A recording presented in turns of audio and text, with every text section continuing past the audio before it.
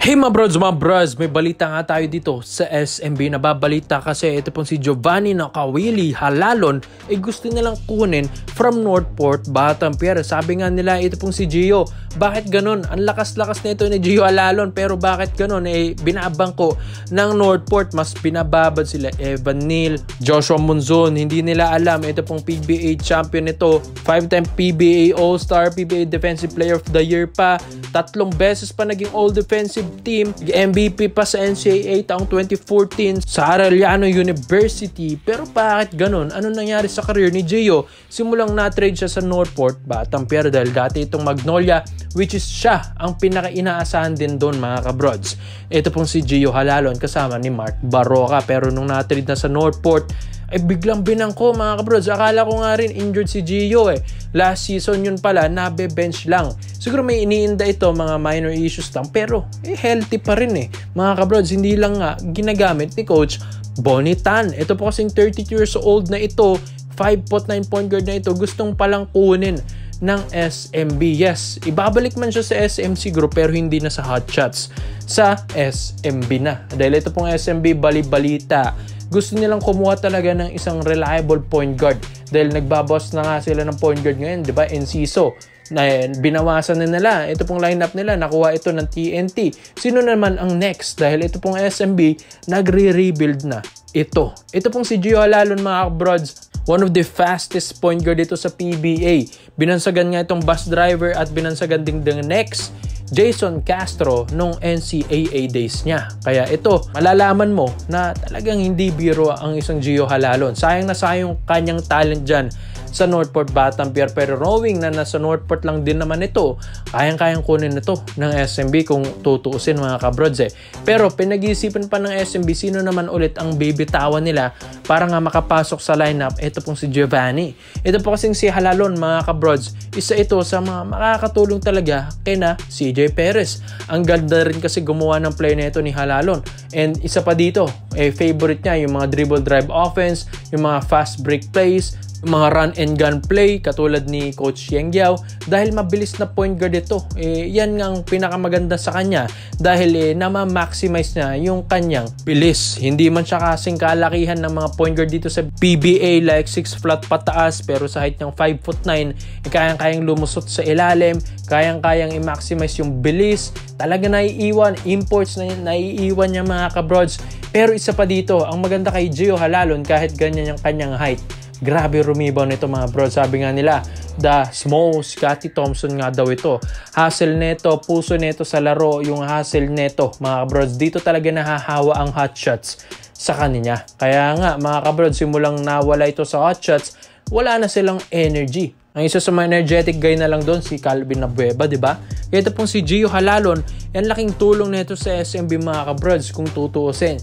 Kaya sabi nga nila, ito pong si Gio na pag-uusapan ngayon at nababalitang gusto rin palang kunin na ito ng TNT Tropang Giga. Pero pinag-isipan pa ng TNT dahil nakuha nga nila ito pong si Simon Enciso. Dahil ito pong SMB, gusto rin naman nilang paresan yung offer ng TNT doon dahil hindi rin naman basta-basta ang isang bus driver mga kabrods. Malaking tulong din ito para sa kanila, kaya hindi rin naman nila kukunin nang wala lang, di ba?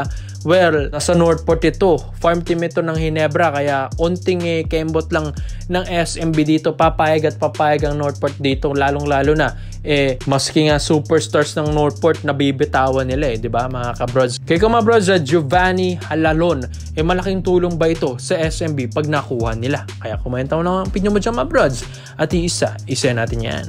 Dito naman po tayo sa kabilang balita naman natin mga kabrods. Ito po, AJ Edu. Ito pong 6'10" na usually nakikita natin sa Gilas, Pilipinas. 25 years old lang yan mga kabrods. Baka iniisip nyo na veterano na yan. Ito pong atang player na ito, nakasabayan lang din ni Kai Soto mga kabrods Kasalukuyang naglalaro ngayon sa Nagasaki Belcha sa Japan B-League din mga kabrods. Well, ito pong si AJ Edu napag-iisipan ngayon ng Barangay Nebra San Miguel na gusto nilang kunin ito. Dahil ito pong Cypriot-born Filipino na ito mga kabrods talaga may dugong Pinoy at isang local mga brods, listed as local player ito. Dahil nakakasabay nga ito ni Kai Soto, di ba? At nakakasabay din ni Justin Brownlee. So, pwedeng-pwede na magpa-draft ito ng PBA mga brods dahil hindi naman import. Ito pong si AJ Edu, sadyang matangkad lang, sadyang magaling lang ito pong si AJ. Pero ngayong alam natin na gusto ng Ginebra ito, na alam din naman natin nasa Japan B-League, kayang-kayang kunin yan ng Ginebra, kayang i-negotiate nila yan.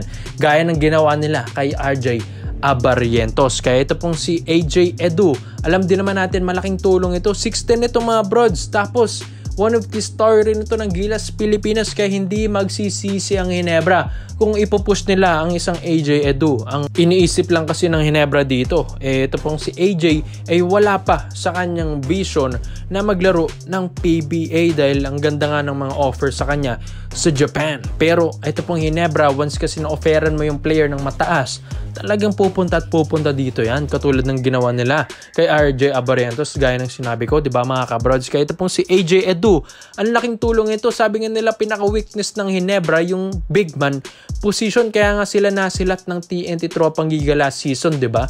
Biruin nyo yan, 3 years na naman talaga silang hindi nagkakakampiyon dahil ito pong kanilang weakness sa big man position na wala pa. Binitawan si System, nawala rin si Isaac Go dahil injured nga rin. At itong si AJ Edu, sa isang rookie draft 2025, baka dito pa magbago ang lahat para sa Barangay Nebra San Miguel. Del di rin naman basta-basta ito pong player na ito mga kabrod. Sabi nga nila parang import na rin kung maglaro ito.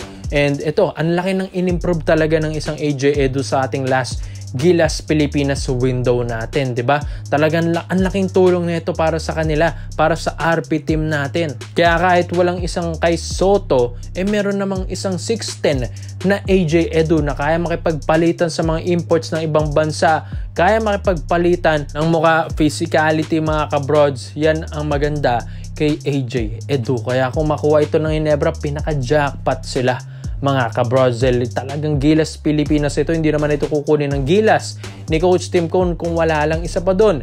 Coach Tim Cone, ng coach ng Gilas, talagang nahawakan na niya ito pong si AJ Edu. Alam na niya kung paano manduhin ito pong player na ito at alam na niya kung paano pagalingin, kung paano i-maximize yung talent niya. Magandang player, magandang attitude, coachable pa mga kabrods. Ito pong si Coach Tim Cone, ipupush talaga niyang lahat.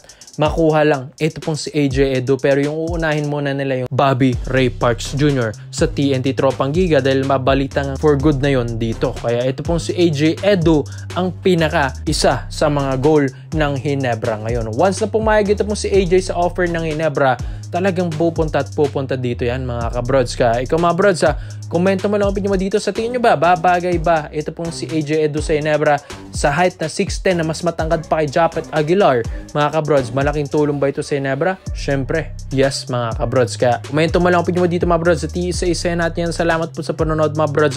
This is Phil Basketball. Yun lang. I'm out.